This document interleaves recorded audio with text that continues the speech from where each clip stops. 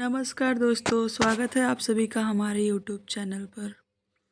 आज हम आप लोगों को श्रावण मास की कथा सुनाएंगे, जिससे आप सभी को पता चलेगा कि श्रावण मास के सोमवार कितनी आवश्यक है। श्रावण सोमवार की कथा के अनुसार अमरपुर नगर में एक धनी व्यापारी रहता था।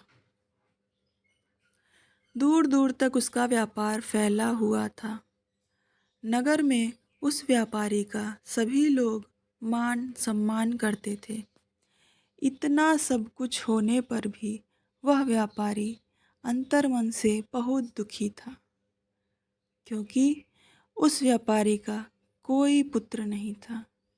दिन रात उसे एक ही चिंता सताती रहती थी।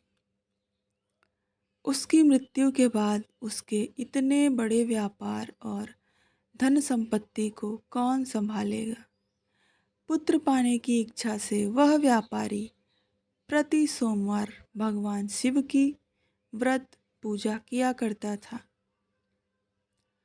सायंकाल को व्यापारी शिव मंदिर में जाकर भगवान शिव के सामने घी का दीपक जलाया करता था। उस व्यापारी की भक्ति देखकर एक दिन पार्वती जी ने भगवान शिव से कहा, हे प्राणनाथ, यह व्यापारी आपका सच्चा भक्त है। कितने दिनों से यह सोमवार का व्रत और पूजा नियमित कर रहा है। भगवान, आप इस व्यापारी की मनोकामना अवश्य पूर्ण करें। भगवान शिव ने मुस्कुराते हुए कहा, हे पार्वती, इस संसार में सबको उसके कर्म के अनुसार फल की प्राप्ति होती है। प्राणी जैसा कर्म करते हैं उन्हें वैसा ही फल प्राप्त होता है। इसके बावजूद पार्वती जी नहीं मानी। उन्होंने आग्रह करते हुए कहा, नहीं प्राणनाथ, आपको इस व्यापारी की इच्छा पूरी करनी ही पड़ेगी। यह आपका अनन्य भक्त है। प्रति सोमवार आपका विधिवत व्रत रखता है और पूजा अर्चना के बाद आपको भोग लगाकर एक समय भोजन ग्रहण करता है। आपको इसे पुत्र प्राप्ति का वरदान देना ही होगा। पार्वती जी का इतना आग्रह देखकर भगवान शिव ने कहा, तुम्हारे आग्रह पर मैं इस व्यापारी को पुत्र प्राप्ति का वरदान देता हूँ, लेकिन इसका पुत्र 16 वर्ष से अधिक जीवित नहीं रहेगा।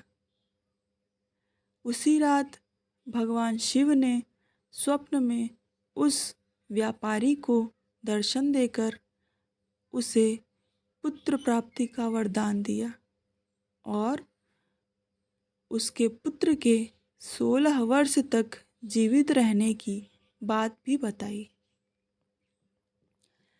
भगवान शिव के वरदान से व्यापारी को खुशी तो हुई, लेकिन पुत्र की अल्पायु की चिंता ने उस खुशी को नष्ट कर दिया। व्यापारी पहले की तरह सोमवार का विधिवत व्रत करता रहा। कुछ महीने पश्चात उसके घर अति सुंदर पुत्र उत्पन्न हुआ। पुत्र जन्म से व्यापारी के घर में खुशियां भर गई। बहुत धूमधाम से पुत्र जन्म का समारोह मनाया गया। व्यापारी को पुत्र जन्म की अधिक खुशी नहीं हुई, क्योंकि उसे पुत्र की अल्प आयु के रहस्य का पता था। यह रहस्य घर में किसी को नहीं मालूम था। विद्वान ब्राह्मणों ने उस पुत्र का नाम अमर रखा। जब अमर 12 वर्ष का हुआ तो शिक्षा के लिए उसे वाराणसी भेजने का निश्चय हुआ। व्यापारी ने अमर के मामा दीपचंद को बुलाया और कहा कि अमर को शिक्षा प्राप्त करने के लिए वाराणसी छोड़ आओ। अमर अपने मामा के साथ शिक्षा प्राप्त करने के लिए चल दिया। रास्ते में जहाँ भी अमर और दीपचंद रात्रि विश्राम के लिए ठहरते, वहीं यज्ञ करते और ब्राह्मणों को भोजन कराते थे। लंबी यात्रा के बाद अमर और दीपचंद एक नगर में पहुँचे। उस नगर के राजा की कन्या के विवाह की खुशी में पूरे नगर को सजाया गया था। निश्चित समय पर बारात आ गई, लेकिन वर का पिता अपने बेटे के एक आंख से काने होने के कारण बहुत ही चिंतित था। उसे इस बात का भय सता रहा था कि राजा को इस बात का पता चलने पर कहीं वह विवाह से इनकार न कर दे। इससे उसकी बहुत बदनामी होगी। वर के पिता ने अमर को देखा तो उसके मस्तिष्क में एक विचार आया। उसने सोचा, क्यों न हम इस लड़के को ही दूल्हा बनाकर राजकुमारी से विवाह करा दें। विवाह के बाद इसको धन देकर विदा कर दूंगा और राजकुमारी को अपने नगर ले जाऊंगा। वर के पिता ने अमर को देखा तो उसके मस्तिष्क में एक विचार आया। उसने सोचा, क्यों न इस लड़के को दूल्हा बनाकर राजकुमारी से विवाह करा दूं और विवाह के बाद इसको धन देकर विदा कर दूंगा और राजकुमारी को अपने नगर ले जाऊंगा।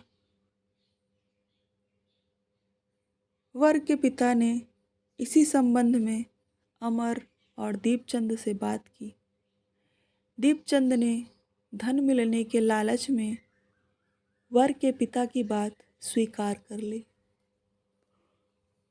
अमर को दूल्हे के वस्त्र पहनाकर राजकुमारी चंद्रिका से विवाह करा दिया गया। राजा ने बहुत सा धन देकर राजकुमारी को विदा किया। अमर जब लौट रहा था तो सच छिपा नहीं सका और उसने राजकुमारी की ओढ़नी पर लिख दिया, राजकुमारी चंद्रिका, तुम्हारा विवाह तो मेरे साथ हुआ था। मैं तो वाराणसी में शिक्षा प्राप्त करने जा रहा हूँ। अब तुम्हें जिस नवयुवक की पत्नी बनना पड़ेगा वह कान्हा है। जब राजकुमारी ने अपनी ओढ़नी पर लिखा हुआ पढ़ा तो उसने काने लड़के के साथ जाने से इनकार कर दिया। राजा ने सब बातें जानकर राजकुमारी को महल में रख लिया। उधर अमर अपने मामा दीपचंद के साथ वाराणसी पहुंच गया। अमर ने गुरुकुल में पढ़ना शुरू कर दिया। जब अमर की आयु 16 वर्ष पूरी हुई तो उसने एक यज्ञ किया। यज्ञ की समाप्ति पर ब्राह्मणों को भोजन कराया और खूब अन्न वस्त्र दान किया। रात को अमर अपने शयन कक्ष में सो गया। शिव के वरदान के अनुसार शयनावस्था में ही अमर के प्राण पखेरु उड़ गए। सूर्योदय पर मामा अमर को मृत देखकर रोने पीटने लगा। आसपास के लोग भी एकत्र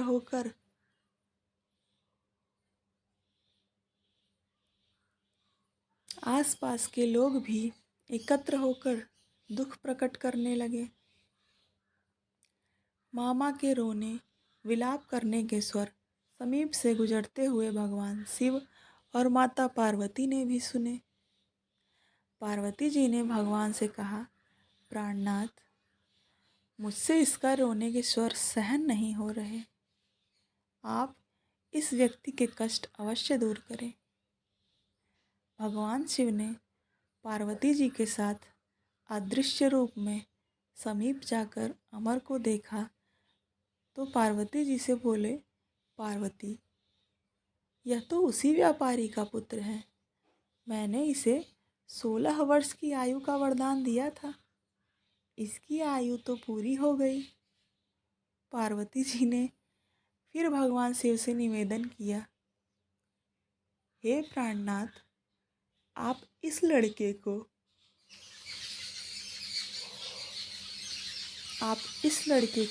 जीवित करें, नहीं तो इसके माता पिता पुत्र की मृत्यु के कारण रो रो कर अपने प्राणों का त्याग कर देंगे। इस लड़के का पिता तो आपका परम भक्त है, वर्षों से सोमवार का व्रत करते हुए आपको भोग लगा रहा है। पार्वती जी के आग्रह करने पर भगवान शिव ने उस लड़के को जीवित होने का वरदान दिया और कुछ ही पल में वह जीवित होकर उठ बैठा। शिक्षा समाप्त करके अमर मामा के साथ अपने नगर की ओर चल दिया। दोनों चलते हुए उसी नगर में पहुँचे जहाँ अमर का विवाह हुआ था। उस नगर में भी अमर ने यज्ञ का आयोजन किया। समीप से गुजरते हुए नगर के राजा ने यज्ञ का आयोजन देखा। राजा ने अमर को तुरंत पहचान लिया। यज्ञ समाप्त होने पर राजा अमर और उसके मामा को महल में ले गया और कुछ दिन उन्हें महल में रखकर बहुत सा धन वस्त्र देकर राजकुमारी के साथ विदा किया। रास्ते में सुरक्षा के लिए राजा ने बहुत से सैनिकों को भी साथ भेजा। दीपचंद्र ने नगर में पहुंचते ही एक दूत को घर भेजकर अपने आगमन की सूचना भेजी। अपने बेटे अमर के जीवित वापस लौटने की सूचना से व्यापारी बहुत प्रसन्न हुआ। व्यापारी ने अपनी पत्नी के साथ स्वयं को एक कमरे में बंद कर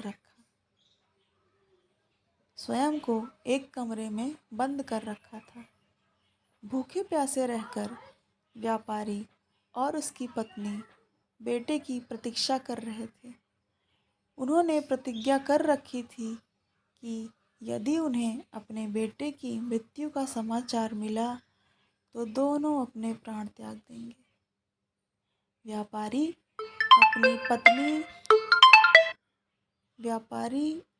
अपनी पत्नी और मित्रों के साथ नगर के द्वार पर पहुंचा। अपने बेटे के विवाह का समाचार सुनकर पुत्रवधू राजकुमारी चंद्रिका को देखकर उसकी खुशी का ठिकाना न रहा। उसी रात भगवान शिव ने व्यापारी के स्वप्न में आकर कहा, हे श्रेष्ठी, मैंने तेरे सोमवार के व्रत करने और व्रत कथा सुनने से प्रसन्न होकर तेरे पुत्र को लंबी आयु प्रदान की है। व्यापारी बहुत प्रसन्न हुआ। सोमवार का व्रत करने से व्यापारी के घर में खुशियाँ लौट आई। शास्त्रों में लिखा है कि जो स्त्री पुरुष सावन के सोमवार का विधिवत व्रत करते हैं और व्रत कथा सुनते हैं, उनकी सभी इच्छाएं पूरी होती हैं। ओम नमः शिवाय। हे प्रभु, जैसे ही आपने उसकी इच्छा पूरी की, उसी तरह भगवान हम लोग की भी इच्छा पूरी करें। धन्यवाद।